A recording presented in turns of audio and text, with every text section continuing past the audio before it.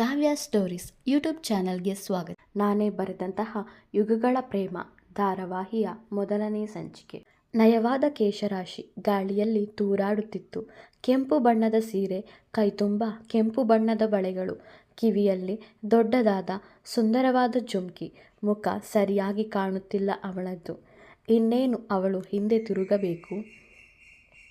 ವಂಶು ವಂಶು ಹೇ ವಂಶು, ಎದ್ದೇಳೋ, late ಆಗ್ತಿದೆ ಕೆಲಸಕ್ಕೆ ಎಂದು ಅರುಣ್ ವಂಶ್ನನ್ನು ಎಬ್ಬಿಸುತ್ತಿದ್ದ.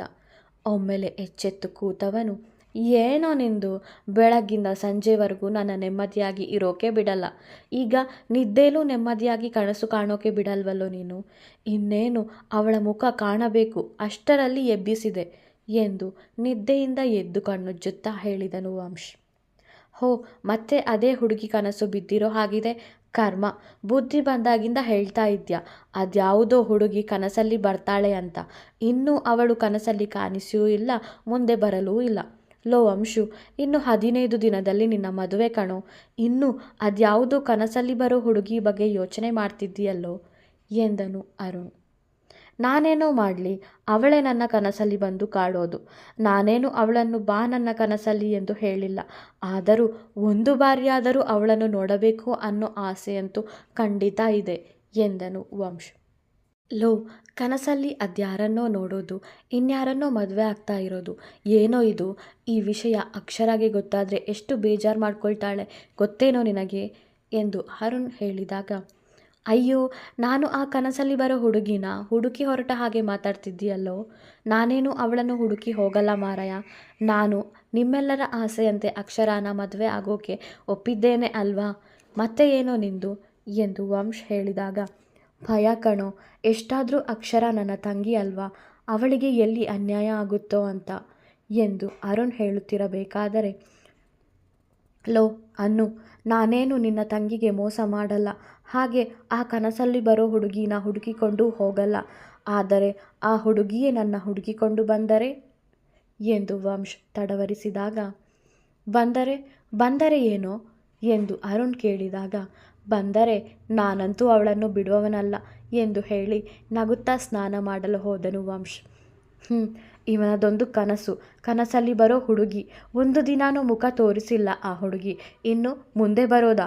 ಸಾಧ್ಯವೇ ಇಲ್ಲ ಎಂದು ಗೊಣಗುತ್ತಾ ತಿಂಡಿ ತಿನ್ನಲು ಹೋದನು ಅರುಣ್. ಹೇ ಅನ್ನು, ಏನೋ ಒಬ್ಬನೇ ಬಂದೆ, ವಂಶು ಎಲ್ಲಿ ಎಂದು ವಂಶ್ ತಾಯಿ ಸುಜಾತ ಅರುಣ್ ಬಳಿ ಕೇಳಿದಾಗ, ಅತ್ತೆ, ಅವನು ಈಗಷ್ಟೇ ಎದ್ದದ್ದು, ಸ್ನಾನಕ್ಕೆ ಹೋದ ಎಂದನು ಅರುಣ್. ಏನು, ಈಗ ಎದ್ದಿದ್ದ? ನಿನ್ನೆ ರಾತ್ರಿನೇ ಹೇಳಿದ್ದೆ ಅವನ ಹತ್ರ, ಕೋರ್ಟ್ಗೆ ಹೋಗೋದಕ್ಕಿದೆ, ಇವತ್ತು ನಮ್ಮ ಕೇಸ್ ನಡೆಯೋದ್ರಲ್ಲಿದೆ ಅಂತ. ಆದರೆ ಅವನಿಗೆ ಸ್ವಲ್ಪವೂ ಜವಾಬ್ದಾರಿ ಇಲ್ಲ, ಇನ್ನೂ ಮಲಗಿದ್ದಾನೆ ಎಂದು ಕೋಪದಿಂದ ಹೇಳಿದರು ಅನಂತಮೂರ್ತಿಗಳು. ಪಾಪ ರೀ, ರಾತ್ರಿ ಅವನು ಕೆಲಸದಿಂದ ಬರುವಾಗಲೇ 1 ಗಂಟೆ ಆಗಿದೆ. ನಿದ್ದೆ ಮಾಡಲಿ ಬಿಡ್ರಿ. ಇನ್ನು 15 ದಿನದಲ್ಲಿ ಮದುವೆ ಬೇರೆ ಇದೆ. ಅವನಿಗೂ ಎಲ್ಲ ನೋಡಿಕೊಳ್ಳೋಕೆ ಕಷ್ಟ ಆಗುತ್ತೆ ಅಲ್ವಾ ಎಂದು ಸುಜಾತ ಹೇಳಿದಾಗ, ಒಂದು ಚೂರು ಜವಾಬ್ದಾರಿ ಇಲ್ಲ, ಇವನಿಗೆ ಮದುವೆ ಬೇರೆ ಎಂದು ಅನಂತಮೂರ್ತಿಗಳು ಬೈಯಬೇಕಾದರೆ ವಂಶ್ ಅಲ್ಲಿಗೆ ಬಂದನು. ಸಾರಿ ಅಪ್ಪ, ಸ್ವಲ್ಪ ಲೇಟಾಯಿತು. ಬೇಗ ತಿಂಡಿ ತಿಂದು ಕೋರ್ಟ್ಗೆ ಹೋಗೋಣ, ಆಮೇಲೆ ಕೆಲಸಕ್ಕೆ ಹೋಗೋದಿದೆ. ರಜಾನೂ ಕೊಡಲ್ಲ, ಮದುವೆಗೆ ತುಂಬ ರಜಾ ಬೇಕಾಗುತ್ತಲ್ಲ ಎಂದು ವಂಶ್ ಹೇಳಿದಾಗ, ಸರಿ, ಬೇಗ ತಿನ್ನು, ನನಗೂ ಹೋಗೋದಕ್ಕಿದೆ, ಮದುವೆ ತಯಾರಿ ಮಾಡಬೇಕಲ್ಲ ಎಂದು ಅನಂತಮೂರ್ತಿಗಳು ಹೇಳಿದರು.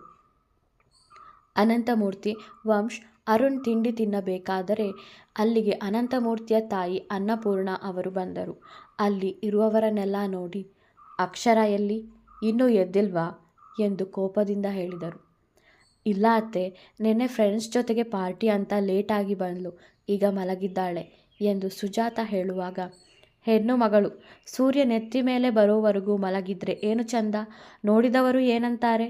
ಇಷ್ಟು ದಿನ ಈ ಮನೆಗೆ ಮಗಳಂತೆ ಇದ್ದಳು, ಇನ್ನು ಸ್ವಲ್ಪ ದಿನದಲ್ಲೇ ಈ ಮನೆಗೆ ಸೊಸೆಯಾಗುವವಳು. ತಂದೆ ತಾಯಿ ಇಲ್ಲ ಅಂತ ಪ್ರೀತಿಯಿಂದ ನೋಡಿಕೊಂಡರೆ ತುಂಬ ಸಲುಗೆ ತೆಗೆದುಕೊಂಡಿದ್ದಾಳೆ. ನೀನು ಸ್ವಲ್ಪ ಬುದ್ಧಿ ಹೇಳಬೇಕು ಸುಜಿ ಎಂದು ಕೋಪದಿಂದ ಹೇಳಿದರು ಅನ್ನಪೂರ್ಣ. ಅಯ್ಯೋ ಬಿಡಿ ಅತ್ತೆ, ಅವಳೇನು ಮದುವೆ ಆಗಿ ಬೇರೆ ಮನೆಗೆ ಹೋಗಲ್ವಲ್ಲ. ನಮ್ಮ ವಂಶುನ ಮದುವೆ ಆಗ್ತಿರೋದು, ಮತ್ತೆ ನಮ್ಮ ಮನೆಗೆ ಸೊಸೆಯಾಗಿ ಬರೋಳು. ಮದುವೆ ಆದ ಮೇಲೆ ಜವಾಬ್ದಾರಿ ಬರುತ್ತೆ, ನಾನು ಅವಳ ಜೊತೆಗೆ ಇರುತ್ತೇನಲ್ಲ ಎಂದರು ಸುಜಾತ. ಎಲ್ಲ ನಿಮ್ಮ ಸಲುಗೆ. ಅವಳಿಗೆ ಬುದ್ಧಿ ಹೇಳು ಅಂದರೆ ನನಗೆ ಹೇಳೋಕೆ ಬರ್ತೀಯ. ನನ್ನ ಮಾತು ಅಂದರೆ ತಾತ್ಸಾರ ಎಲ್ಲರಿಗೂ ಎಂದು ಬೈಯುತ್ತಾ ಹೋದರು ಅನ್ನಪೂರ್ಣ. ವಂಶ್ ಅವರನ್ನೇ ಹಿಂಬಾಲಿಸಿ ಅವರ ಹಿಂದೆಯೇ ತಿಂಡಿ ತಟ್ಟೆ ಹಿಡಿದುಕೊಂಡು ಅವರ ಕೋಣೆಯತ್ತ ಹೋದ. ಅಜ್ಜಿ, ಯಾಕಜ್ಜಿ ಕೋಪ ಮಾಡ್ಕೊಳ್ತೀಯಾ? ಅವಳಿನ್ನೂ ಚಿಕ್ಕವಳು. ಮದುವೆ ಆದರೂ ಅವಳ ಸಹಾಯಕ್ಕೆ ಅಮ್ಮ ಇರ್ತಾರಲ್ವಾ? ಮತ್ತೆ ಯಾಕೆ ಅಚ್ಚುಗೆ ಸುಮ್ಮನೆ ಬೈತೀಯಾ? ಅವಳ ಮೇಲೆ ಕೋಪ ಮಾಡ್ಕೊಳ್ತೀಯಾ ಎಂದು ವಂಶ್ ಕೇಳಿದಾಗ, ನೀನು ನನ್ನ ಮುದ್ದು ಮೊಮ್ಮಗ ಕಣು. ನಿನಗೆ ಏನೇ ಆದರೂ ನನಗೆ ಸಹಿಸೋಕೆ ಆಗಲ್ಲ. ನನ್ನ ಮಗಳು ಸಂಧ್ಯಾ ಸಾಯೋವಾಗ ಅರುಣ್ ಮತ್ತು ಅಕ್ಷರನ ಚೆನ್ನಾಗಿ ನೋಡ್ಕೊಳ್ಳಿ ಅಂತ ಹೇಳಿ ಪ್ರಾಣ ಬಿಟ್ಲು. ಅರುಣ್ ಏನೋ ನಿನ್ನ ಜೊತೆಗೆ ಇದ್ದುಕೊಂಡು ಜವಾಬ್ದಾರಿ ಬಂದಿದೆ. ಆದರೆ ಆ ಅಕ್ಷರ, ಅವಳಿಗೆ ಇನ್ನೂ ಜವಾಬ್ದಾರಿ ಬಂದಿಲ್ಲ. ಯಾವಾಗಲೂ ಪಾರ್ಟಿ ಫ್ರೆಂಡು ಅಂತ ತಿರುಗಾಡ್ತಾ ಇರ್ತಾಳೆ. ಮುಂದೆ ಇದರಿಂದ ಯಾರಿಗೂ ಏನೂ ತೊಂದರೆ ಆಗೋದು ಬೇಡ ಅಂತ ನಿಮ್ಮಿಬ್ಬರಿಗೂ ಮದುವೆ ಮಾಡಿಸೋಕೆ ನಾನೇ ಒತ್ತಾಯ ಮಾಡಿದೆ. ಇನ್ನೇನು ಮದುವೆಗೆ ಬರೀ 15 ದಿನ ಮಾತ್ರ ಉಳಿದಿದೆ. ಇನ್ನೂ ಅಚ್ಚು ಮಧ್ಯರಾತ್ರಿ ಅಂತಾನು ನೋಡದೆ ಊರಿಡೀ ಅವಳ ಸ್ನೇಹಿತೆಯರೊಂದಿಗೆ ತಿರುಗಾಡುತ್ತಿರುತ್ತಾಳೆ. ಇದೆಲ್ಲದರಿಂದ ನಿನಗೇನು ತೊಂದರೆ ಆಗೋದು ಬೇಡ ಅಂತ ಬುದ್ಧಿ ಹೇಳ್ತೀನಿ ವಂಶು. ಆದರೆ ನೋಡಿದ್ಯಲ್ಲ ಸುಜಿನ, ನನಗೆ ಬುದ್ಧಿ ಹೇಳ್ತಾಳೆ ಎಂದರು ಅನ್ನಪೂರ್ಣ. ಅಜ್ಜಿ, ಹಾಗೇನೂ ಇಲ್ಲ ಅಜ್ಜಿ, ಎಲ್ಲ ನಾನು ನೋಡ್ಕೊಳ್ತೀನಿ. ನೀನೇನು ಅಚ್ಚು ಬಗ್ಗೆ ಚಿಂತೆ ಮಾಡಬೇಡ. ಅವಳೊಂದಿಗೆ ನಾವೆಲ್ಲ ಇದ್ದೀವಲ್ವಾ ಎನ್ನುತ್ತಾ, ಅಜ್ಜಿ ನನಗೆ ನೀನೇ ತಿಂಡಿ ತಿನ್ನಿಸು ಎಂದು ತಿಂಡಿಯ ತಟ್ಟೆಯನ್ನು ಕೊಟ್ಟನು ವಂಶ್. ಅನ್ನಪೂರ್ಣ ಅವರು ವಂಶ್ಗೆ ತಿಂಡಿ ತಿನ್ನಿಸಿದರು. ನಂತರ ಅನಂತಮೂರ್ತಿ ಹಾಗೂ ವಂಶ್ ಕೋರ್ಟಿಗೆ ಹೋದರು. ಅರುಣ್ ಆಫೀಸಿಗೆ ಹೋದ.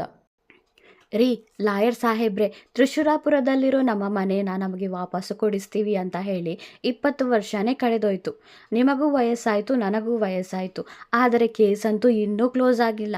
ನೀವಂತೂ ನನ್ನಿಂದ ದುಡ್ಡು ತಗೊಂಡು ಶ್ರೀಮಂತರಾಗಿದ್ದೀರಿ. ನಾನು ನಿಮಗೆ ದುಡ್ಡು ಕೊಟ್ಟು ಬಡವನಾಗ್ತಾ ಇದ್ದೀನಿ ಎಂದು ಅನಂತಮೂರ್ತಿಯವರು ಅವರ ಲಾಯರ್ ಹತ್ರ ಹೇಳಿದರು. ಅದ್ಯಾಕೆ ಹಾಗೆ ಹೇಳ್ತೀರಿ ಅನಂತಮೂರ್ತಿಗಳೇ? ನೋಡ್ತಾ ಇರಿ, ನಾನು ಸಾಯೋ ಮುಂಚೆ ಆ ನಿಮ್ಮ ಮನೆ ನಿಮಗೆ ಸಿಗುತ್ತೆ ಎಂದರು ವಕೀಲರು. ಸಿಕ್ಕಿದರೆ ಸಾಕು. ಆ ನಮ್ಮ ಮನೆ ನಮ್ಮ ಪೂರ್ವಜರು ಕಟ್ಟಿಸಿರೋದು. ನಮ್ಮ ವಂಶದವರೆಲ್ಲ ಆ ಮನೆಯಲ್ಲಿ ಬದುಕಿ ಸತ್ತಿರೋರು.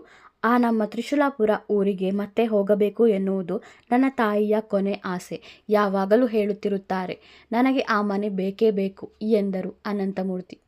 ನಾನು ಅದಕ್ಕಾಗಿ ಪ್ರಯತ್ನ ಪಡ್ತಿದ್ದೀನಿ. ಆದರೆ ಏನು ಮಾಡೋದು? ಆ ಭದ್ರೇಗೌಡರು ಆ ಮನೇನ ಬಿಡೋಕೆ ಕೇಳ್ತಾನೇ ಇಲ್ವಲ್ಲ ಎಂದು ವಕೀಲರು ಹೇಳಿದಾಗ, ಯಾರೇ ಬಂದರೂ ನಾನಂತೂ ನನ್ನ ವಂಶಸ್ಥರು ಕಟ್ಟಿಸಿರೋ ಮನೇನ ಬಿಟ್ಟು ಕೊಡಲ್ಲ. ಆ ಮನೆ ನನಗೆ ಬೇಕೇ ಬೇಕು. ನನ್ನ ಪ್ರಾಣ ಒತ್ತೆ ಇಟ್ಟಾದರೂ ಸರಿ, ನಾನು ಆ ಮನೆಯನ್ನು ವಾಪಸ್ಸು ನಮಗೆ ಸಿಗೋ ಹಾಗೆ ಮಾಡೇ ಮಾಡ್ತೀನಿ ಎಂದು ಹೇಳಿ ವಂಶ್ ಸೀದಾ ಕೋರ್ಟಿನ ಒಳಗೆ ಹೋದನು. ವಾದ ಪ್ರತಿವಾದಗಳನ್ನು ಗಮನಿಸಿದ ಜಡ್ಜ್ ಆ ಮನೆಯನ್ನು ಯಾರಿಗೆ ದಕ್ಕಿಸಿಕೊಡುವುದು ಎಂದು ಗೊಂದಲಗೊಂಡು, ಇನ್ನು ಆ ಮನೆಯನ್ನು ಯಾರಿಗೆ ಕೊಡುವುದೆಂದು ತಿಳಿಯದೆ ಕೇಸನ್ನು ಮುಂದಿನ ವಾರಕ್ಕೆ ಮುಂದೂಡಲಾಗಿದೆ ಎಂದರು. ಮತ್ತೆ ಅನಂತಮೂರ್ತಿ ಹಾಗೂ ವಂಶ್ ಮುಖ ಚಿಕ್ಕದು ಮಾಡಿಕೊಂಡು ಹೊರಬಂದರು. ಏನಂತಪ್ಪ, ಮನೇನ ನಮಗೆ ಬಿಟ್ಟು ಕೊಡಿ, ನೀವು ಕೇಳಿದಷ್ಟು ಹಣ ನಿಮಗೆ ಕೊಡುತ್ತೇನೆ ಎಂದರೂ ಕೇಳದೆ ಕೋರ್ಟು ಮೆಟ್ಟಲು ಏರಿದ್ರಿ.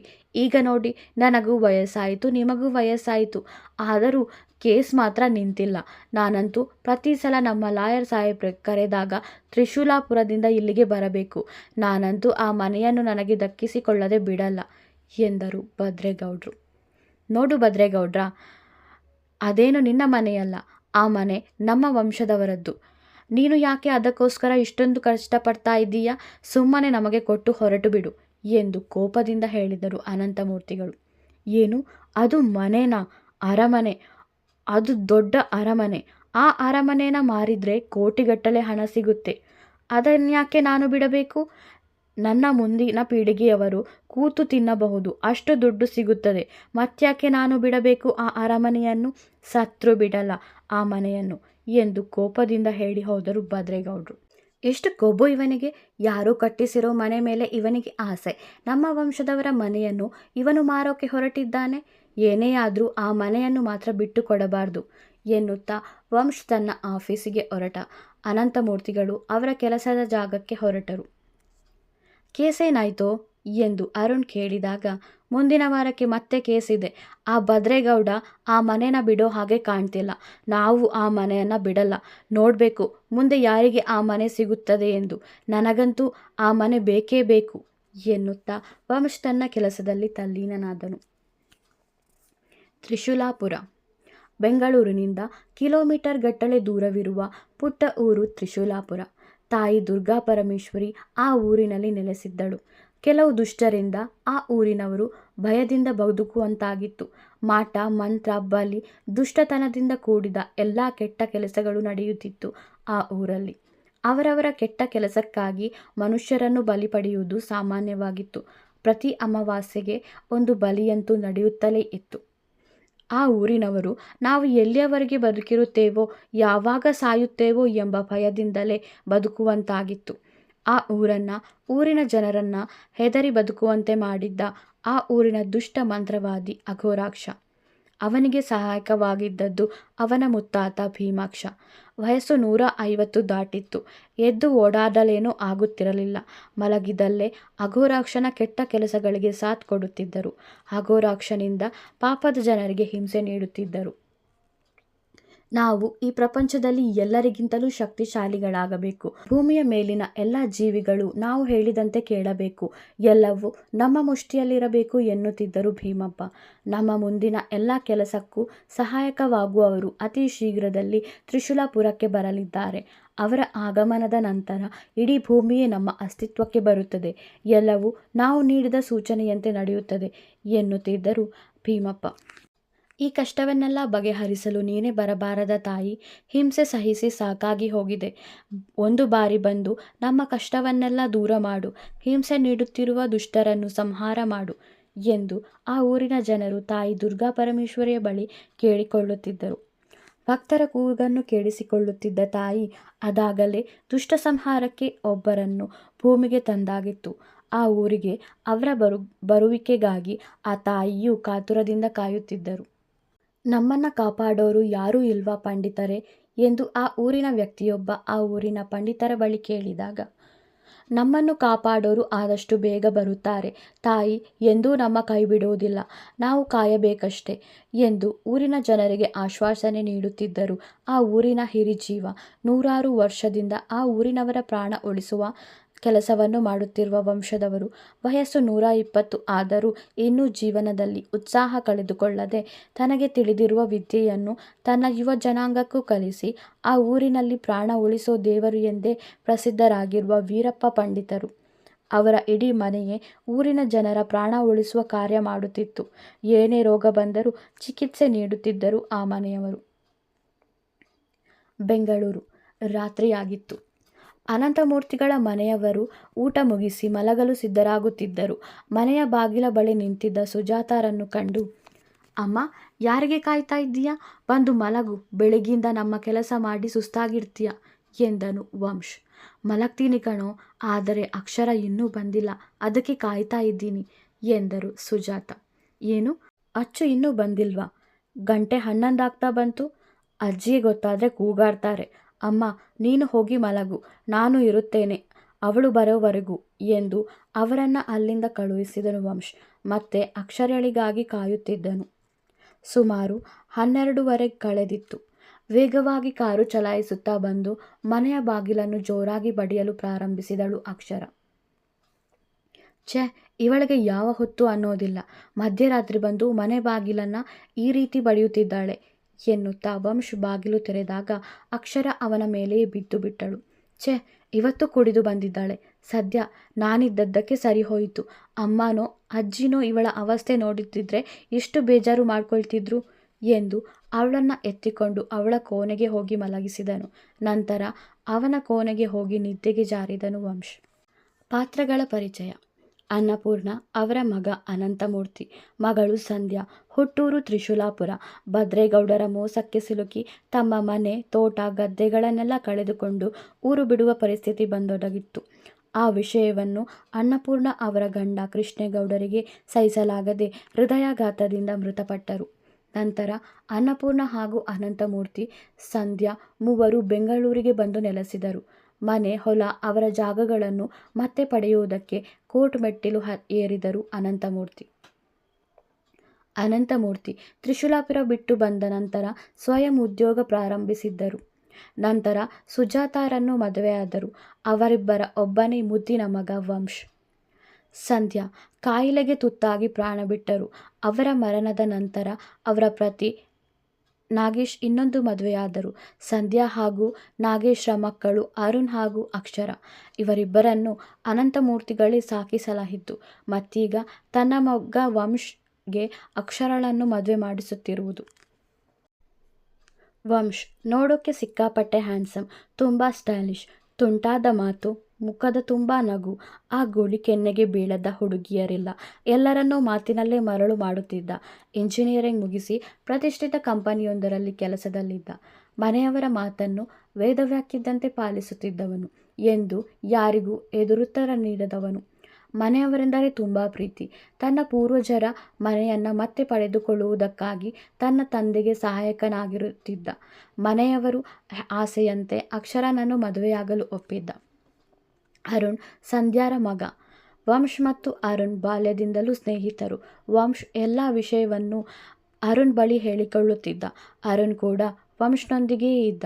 ಇಬ್ಬರು ಪ್ರಾಣ ಸ್ನೇಹಿತರಾಗಿದ್ದರು. ಅವನು ಕೂಡ ವಂಶ್ ಜೊತೆಗೆ ಇಂಜಿನಿಯರಿಂಗ್ ಮುಗಿಸಿ ಅವನೊಂದಿಗೆಯೇ ಕೆಲಸದಲ್ಲಿದ್ದ. ಅಕ್ಷರ ಸಂಧ್ಯಾರ ಮಗಳು. ಅರುಣ್ ತಂಗಿ. MBA ಮುಗಿಸಿದ್ದಳು. ಸ್ನೇಹಿತರೊಂದಿಗೆ ತಿರುಗಾಡುವುದನ್ನು ಬಿಟ್ಟು ಬೇರೆ ಯಾವ ಕೆಲಸವೂ ಇಲ್ಲ ಇವಳಿಗೆ. ಬೆಳಗ್ಗೆ ಮನೆಯಿಂದ ಹೊರಟರೆ ಮಧ್ಯರಾತ್ರಿ ಮನೆ ಸೇರುತ್ತಿದ್ದಳು. ಸ್ನೇಹಿತರೊಂದಿಗೆ ಸೇರಿ ಕುಡಿತವನ್ನು ಪ್ರಾರಂಭಿಸಿದ್ದಳು. ಅವಳ ನಡವಳಿಕೆಯಿಂದ ಬೇಸರಗೊಂಡು ಮುಂದೆ ಅವಳಿಂದ ಮನೆ ಮರ್ಯಾದೆ ಹೋಗಬಾರದೆಂದು ವಂಶ್ ಮತ್ತು ಅಕ್ಷರಾಗೆ ಮದುವೆ ಮಾಡಿಸೋ ಯೋಜನೆಯಲ್ಲಿದ್ದರು ಅರುಣ್ ಹಾಗೂ ಅನಂತಮೂರ್ತಿಗಳು. ಮುಂದುವರಿಯುವುದು. ಸಂಚಿಕೆ ಹೇಗಿತ್ತು ಎಂಬುದನ್ನು ಕಮೆಂಟ್ ಮಾಡಿ ತಿಳಿಸಿ. ಕತೆ ಇಷ್ಟವಾದರೆ ಲೈಕ್ ಮಾಡಿ, ಸಬ್ಸ್ಕ್ರೈಬ್ ಮಾಡಲು ಮರೆಯಬೇಡಿ. ಧನ್ಯವಾದಗಳು.